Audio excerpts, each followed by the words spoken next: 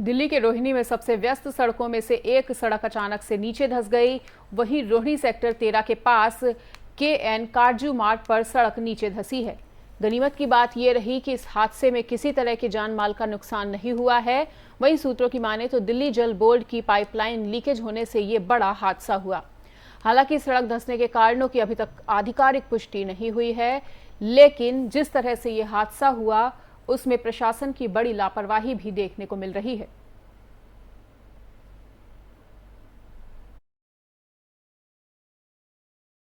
कुछ सुबह थोड़ी धसी थी जमीन या फुटपाथ, और ये अब रात में ये बहुत ज़्यादा ये पेड़ भी, और सामने रोड पे सारा पानी, ये किसी जल बोर्ड का वहाँ पे पाइप फट गया है, तो उसकी वजह से ये सारा की सारी रोड धस गई। ऑलरेडी यहाँ पे रिपेयर हुई थी सीवर लाइन की, अब या तो उनका कोई फॉल्ट रह गया है उसकी वजह से है, ये तो अब हमें नहीं एग्जैक्टली पता, लेकिन ये हम उनको ऑलरेडी बता रहे थे कि फुटपाथ की रिपेयर नहीं हुई थी, सारा टूटा हुआ था, बट वो एक्शन में शायद नहीं आया, या उसकी वजह से ये उसमें स्ट्रेंथ नहीं थी और पानी का पाइप फटा और ये सारा का सारा धंस गया है।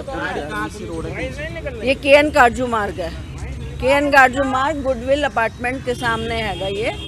ये सारा क्रॉसिंग है, इससे देखिए सारा का सारा जो है ट्रैफिक भी डिस्टर्ब हो गया। ये राजधानी दिल्ली के रोहिणी सेक्टर 13 में सोमवार सुबह एक हादसा हो गया, जिसमें अचानक सड़क धंसकर नीचे गिर गई।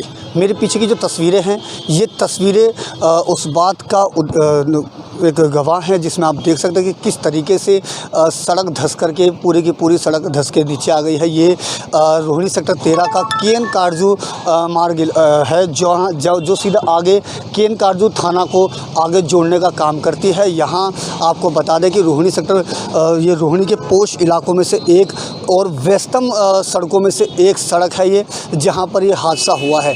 जानकारी के मुताबिक यहाँ के आसपास के लोगों का कहना है कि ये जो हादसा है अर्ली सुबह तड़के सुबह ये पूरा का पूरा हादसा हुआ है, जिसमें आप तस्वीरों में देख सकते हैं कि किस तरीके से सड़क पूरी धंस के नीचे चली गई है। हालांकि इसके कारणों का स्पष्ट अभी पूरा पता नहीं चल पाया है, लेकिन बताया ये जा रहा है कि कुछ दिन पहले यहाँ पे दिल्ली जल बोर्ड का काम हो रहा था, और हो सकता है, आशंका जताई जा रही है कि उस जल बोर्ड के काम में ही अंदर कोई ना कोई पाइपलाइन लीक हो गई होगी, जिसके वजह से यह पूरा का पूरा सड़क हादसा हो गया। फिलहाल गनीमत की बात यह रही कि इस सड़क हादसे में अभी तक कोई किसी के हताहत होने की खबर नहीं आई है, किसी के घायल होने की खबर नहीं आई है। लेकिन जिस तरीके से लगातार इस तरह के हादसे दिल्ली में आए दिन सामने आते रहते हैं, कहीं ना कहीं ये भविष्य में किसी बड़े हादसे को दावत देने का भी काम कर रहा है, जो साफ दिखा रहा है कि इस गड्ढे में से कहीं ना कहीं इस बीच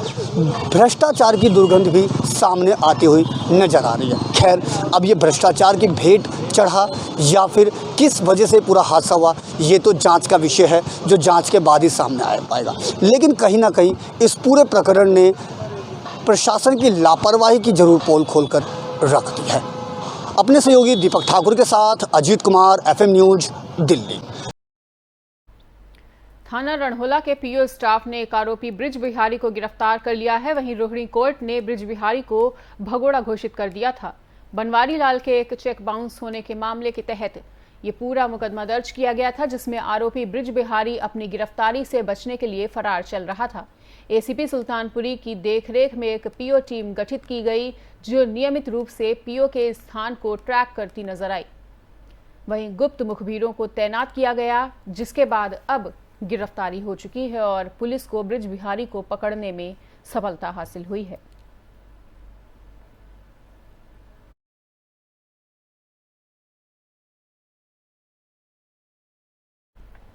बीजेपी नेता कपिल मिश्रा ने बड़ा दावा किया है कि उन्हें ईमेल के जरिए जान से मारने की धमकी मिली है।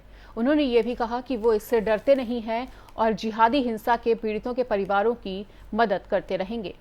मिश्रा ने ट्वीट कर दिल्ली पुलिस आयुक्त को टैग किया है और ईमेल को उनके साथ साझा भी किया। कपिल मिश्रा के शेयर किए गए ईमेल में लिखा है कि कपिल मिश्रा आतंकवादी तुमको ज्यादा दिन तक जीने नहीं देंगे।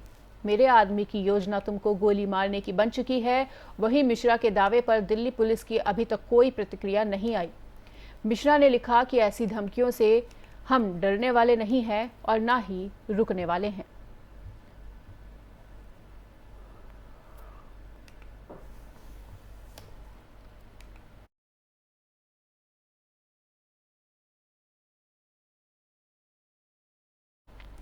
पंजाब में जीत से उत्साहित आम आदमी पार्टी गुजरात चुनाव में भी जी जान से जुट गई है। वहीं आप संयोजक और दिल्ली के सीएम अरविंद केजरीवाल अहमदाबाद पहुंचे हैं, जहां उन्होंने बीजेपी पर जमकर निशाना साधा है। साथ ही लोगों को फ्री बिजली के दावे और वादे के बीच उन्होंने क्या कुछ कहा, सुनवाते हैं। दिल रो पड़ता है लोगों के दुख सुन के। एक गरीब आदमी का अगर हजारों रुपए का बिजली का बिल आएगा तो वो अपने बच्चों को कैसे पढ़ाएगा, अपने परिवार को रोटी कैसे खिलाएगा? आखिर इतनी महंगी बिजली क्यों है गुजरात के अंदर? दोस्तों, गुजरात में मंत्री ऐश कर रहे हैं। आपने जिन लोगों को चुन के भेजा वो ऐश कर रहे हैं, उनकी बिजली का बिल 0 आता है। वो कई हजार यूनिट बिजली इस्तेमाल करते हैं हर महीने। उनके घर में, उनके दफ्तर में एसी लगे हुए हैं पूरे, कईयों के तो शायद टॉयलेट में भी एसी लगे हुए हैं।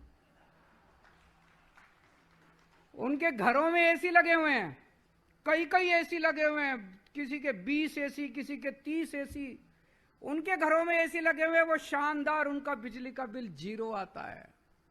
और आपके घर में एक बिजली का पंखा, एक बिजली की बल्ब, 2-4 और टीवी, फ्रिज, और आपका हजारों रुपए का बिजली का बिल आता है। ये तो नहीं होना चाहिए। जो सुविधा मंत्रियों को मिले वो जनता को भी मिलनी चाहिए।